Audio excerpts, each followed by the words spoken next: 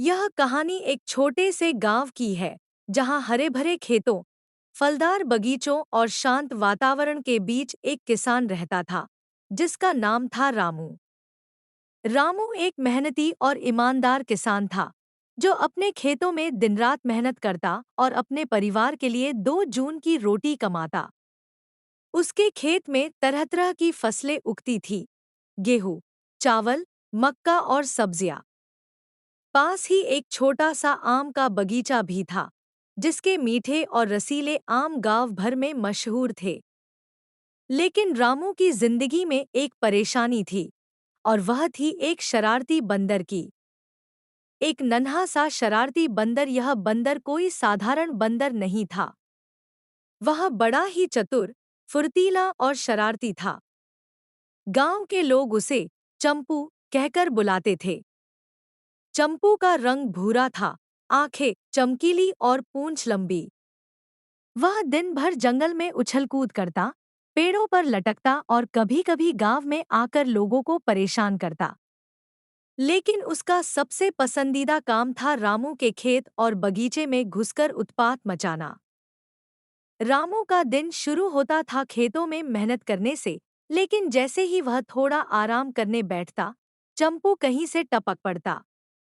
कभी वह आम के पेड़ से रसीले आम तोड़कर खा लेता, तो कभी खेत में लगी मक्के की बालियों को उखाड़ देता।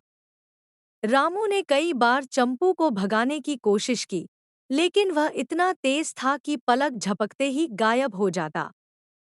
रामू की परेशानी। एक दिन रामू अपने खेत में मक्के की फसल की देखभाल कर रहा था। उसने देखा कि कई मक्के की बालियां टूटी पड़ी थी और पास के पेड़ पर चंपू बैठा हुआ एक मक्का चबाते हुए उसे चिढ़ा रहा था। रामू का गुस्सा सातवें आसमान पर पहुंच गया। उसने एक डंडा उठाया और चंपू की ओर दौड़ा, चिल्लाते हुए, आज तुझे सबक सिखाकर ही रहूंगा, शरारती बंदर। चंपू ने एक लंबी छलांग लगाई और पेड़ की सबसे ऊंची टहनी पर जा बैठा। वहां से वह रामू की ओर मुंह चिढ़ाने लगा। रामू ने कई बार डंडा फेंका, पत्थर उठाकर मारा, लेकिन चंपू इतना चालाक था कि हर बार बच निकलता। थक-हार कर रामू जमीन पर बैठ गया और सोचने लगा, इस बंदर का क्या करूं? मेरी सारी मेहनत बर्बाद कर देता है। गांव वालों की सलाह। रामू ने अपनी परेशानी गांव के बुजुर्गों को बताई। गांव का सबसे बूढ़ा व्यक्ति, दादाजी, जो अपनी समझदारी के लिए मशहूर थे, ने कहा, रामू, इस बंदर को डराने या मारने से काम नहीं चलेगा। इसे चालाकी से पकड़ना होगा। बंदर बहुत बुद्धिमान होते हैं, लेकिन उनकी लालच उनकी सबसे बड़ी कमजोरी होती है। रामू ने पूछा, दादाजी, मैं क्या करूं? यह बंदर मेरे खेत को बर्बाद कर रहा है। दादाजी ने मुस्कुराते हुए कहा, तुम्हें चंपू को सबक सिखाने के लिए उसके दिमाग से खेलना होगा। एक जाल बुनो जिसमें वह खुद फंस जाए। रामू ने दादाजी की बात सुनी और घर लौटकर सोचने लगा। उसने कई योजनाएं बनाईं, लेकिन हर बार उसे लगता कि चंपू उससे 2 कदम आगे है। आखिरकार उसे एक तरकीब सूझी। रामू की चाल। रामू ने अपने बगीचे में एक पुरानी टोकरी ली और उसे एक रस्सी से बांधकर पेड़ के नीचे रख दिया। टोकरी के अंदर उसने कुछ रसीले आम और मक्के की बालियां रखीं। टोकरी का मुंह ऐसा रखा कि वह बाहर से खुला दिखे, लेकिन जैसे ही कोई अंदर जाए, रस्सी खींचकर उसे बंद किया जा सके। रामू ने यह जाल रात में तैयार किया ताकि चंपू को शक न हो।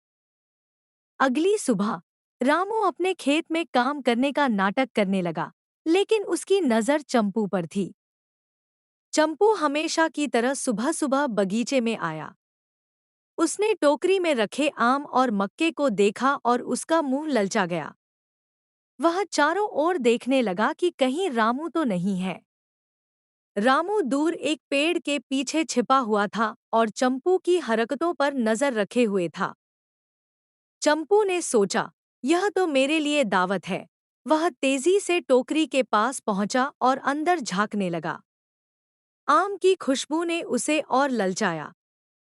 उसने एक छलांग लगाई और टोकरी के अंदर कूद गया। जैसे ही वह आम उठाने लगा, रामू ने रस्सी खींची और टोकरी का मुंह बंद हो गया। चंपू फंस गया। चंपू का पछतावा। चंपू टोकरी के अंदर छटपटाने लगा।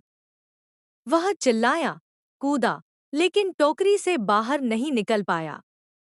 रामू ने टोकरी को उठाया और चंपू को गांव के बीच ले गया। गांव के लोग इकट्ठा हो गए और चंपू को देखकर हंसने लगे। चंपू की आंखों में डर और पछतावा साफ दिख रहा था। रामू ने चंपू को टोकरी से बाहर निकाला और कहा, चंपू, तूने मेरे खेत बर्बाद किए, मेरी मेहनत पर पानी फेरा। अब तुझे सबक मिलना चाहिए। चंपू ने दुखी स्वर में कहा, रामू भैया, मुझे माफ कर दो। मैं सिर्फ मजे के लिए ऐसा करता था। मुझे नहीं पता था कि इससे तुम्हें इतनी परेशानी होती है।